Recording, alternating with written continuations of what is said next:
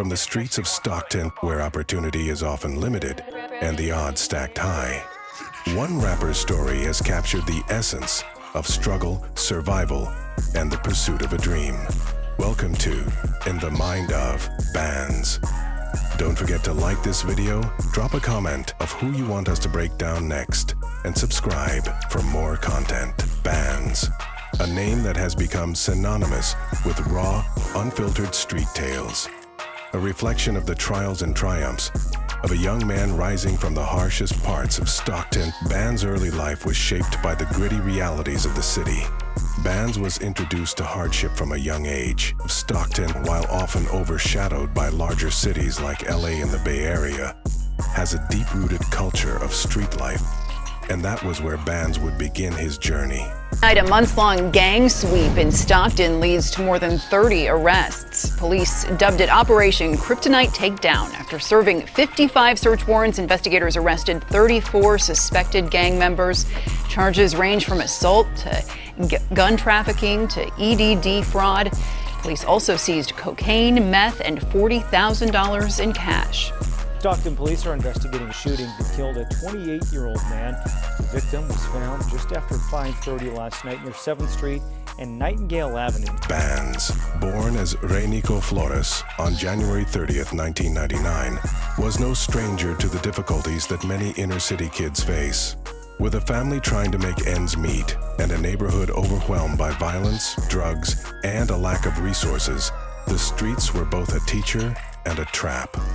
It wasn't long before Bands became involved in the life around him, caught between wanting to escape and the need to survive. Raised in a single-parent household, he was introduced to hardship early on. My mama lived out north.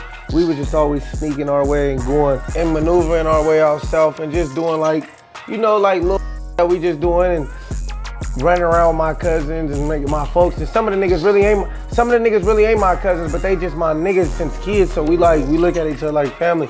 Just being around them niggas and then just going from that to like going through a phase in my life where I wasn't even talking to none of my family at all. And just in the streets, just running the streets from house to house to house, staying at whoever else's house, just going back and forth, staying at my homies' houses, mixing it up, going spot to spot. His mother worked tirelessly to keep the family afloat, while his father's presence in his life was inconsistent, leaving a gap that would impact him deeply in his formative years. Yet, despite the challenges, Band's early life wasn't devoid of love or support. Like many young men in his position, Bands found himself drawn into the streets of Stockton. The pressure of his environment, coupled with the desire to find a sense of identity, led him deeper into the gang culture that was prevalent in his neighborhood. The streets offered an escape, albeit a dangerous one. He became entangled in the hustle, selling drugs, running with local crews, and participating in street violence, all while trying to build his name and reputation. Out here. It gets slimy. We're on a real tour. Slimy. Shut your mark ass. Look, it's a lot of blood niggas that we be into, right? When my homies get their trophy in with their rare rad, they gonna start copying it, saying they came up with all that. Boy, you niggas is fake. Everything we do, niggas start copying this, bro. Even at a young age, Bands was aware of the divide in his world. On one side, there were the influences of family, friends, and the values instilled in him: hard work, loyalty, and survival. On the other side, there was the lure of the streets, a place where opportunities were scarce, but where power and respect could be earned through toughness and influence. The fine line between innocence and the inevitable pull of street life became something Bands would struggle with throughout his early years. Hey, I'm a Keyway, man. I'm a Keyway, man. It's a technicality. Yeah, Okay, for sure. I'm a Keyway. God wanted you and to my be daddy, from down here, my man. daddy is a Norteño. Oh yeah. Okay. But I'm a Keyway at heart. Niggas that we grew up around, okay, they Crips, but my right hand man, and nigga can't even speak on Cud too much because he got so I ain't even gonna say Cud name or none of that. He know who I'm talking about. My right hand man is a Damu. The streets were not kind to Bands. The inevitable fallout came in the form of legal trouble, with arrests, charges, and the constant threat of violence, gang sweeps, guns, and drugs. As he climbed the ladder of street notoriety, he also faced the very real consequences of living a life of crime. Additional occupants of 337 South Commerce Street. This is the FBI with a search warrant. Come down the stairs, nothing in your hand, hands up, and listen to command. Put your arms up. I can't. Interior doors open. Walking backwards. Lady black sweater, stop. Stop and there, just stop. Sweater, walking backwards. Walking backwards. Walking backwards. Walking backwards. Oh, God. Keep going. What the fuck? Black sweater. That's my daughter. Show your hand. Put your hands up all the way up. Coming backwards. Walk backwards towards me. Lady in black sweater with it. Hold it in her hand. Come backwards towards us. Come backwards towards us. Come backwards towards us. I got it. You got it. Mayor, come over here, okay, sweetie? We're gonna come over here. I'm gonna put you in cuffs for now, okay?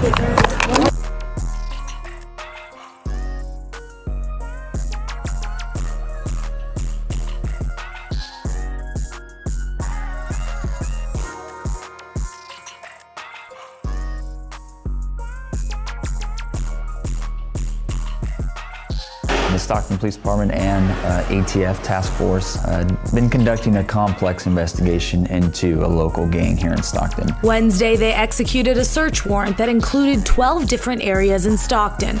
It is called Operation Blue Fox Takedown. We were able to recover over 30 guns, arrested approximately 9 individuals, all tied to that investigation that include robberies, discharging of firearms, and any sort of gang and illegal contraband. That's a lot of weapons. How are they getting them? Who are they getting them from? We're focusing on the fact that our youth have access to the guns, but I'm wondering who's focusing on the fact that they gained access to those weapons. Amidst the chaos of the streets, bands found an outlet, a way to express the pain, frustration, and dreams that were bubbling within him.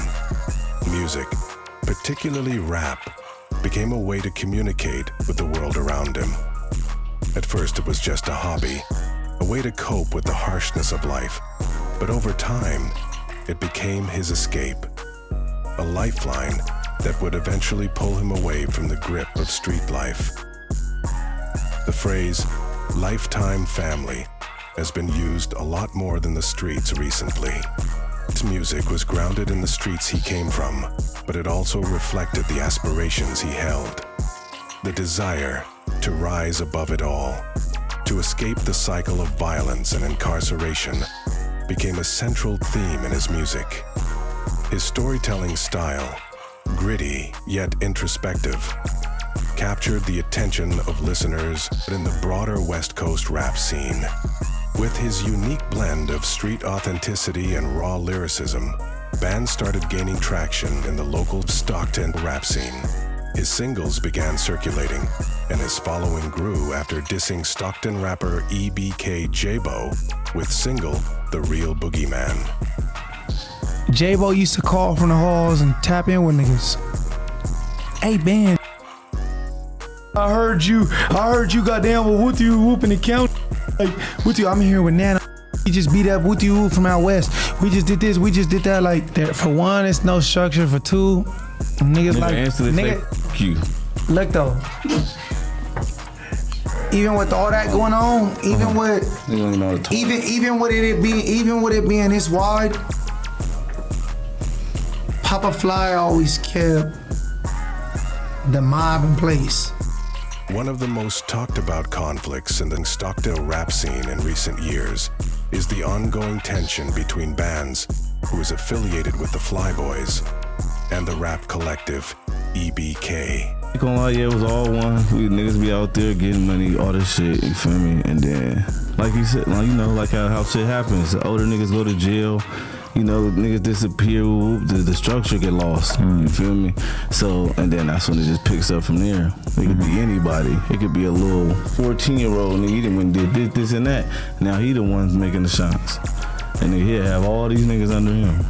Really? Yeah, like it was actually like that. Like 14-year-old kid kills a couple people, and then all of a sudden everybody has to like answer to him. I killed a couple people. Man, look, You missed me with that part. but like it's just on what he got going on, what he doing. It can get like that. Right. Like, nigga, a 14-year-old can have more say so than you. Damn. Like that's a recipe for the whole shit to get all. And that's how a lot of shit got. Sure. And then now they over here and they like, nigga, this is our shit. This is our politics. This is what we own. Right. And that'll fuck up every. As Bond started gaining attention, his rivalry with EBK intensified. The streets and music became intertwined, with diss tracks and social media posts serving as the battlefield. Music in this case was more than just an art. It became a form of warfare, where every bar delivered a potential blow to the opponent's reputation. For Band's, rap became a way to express the frustration he felt towards the EBK collective, but also to stake his claim in street rap scene. But this wasn't just about music. Each diss was a reflection of the real-life struggles, betrayals, and turf wars that defined his world. He used his music to vocalize the aggression and pain that had been building for years. It wasn't just the content of his music that appealed to fans. It was his ability to speak directly to the struggles of his community. For the first time, Bands wasn't just another figure in the streets.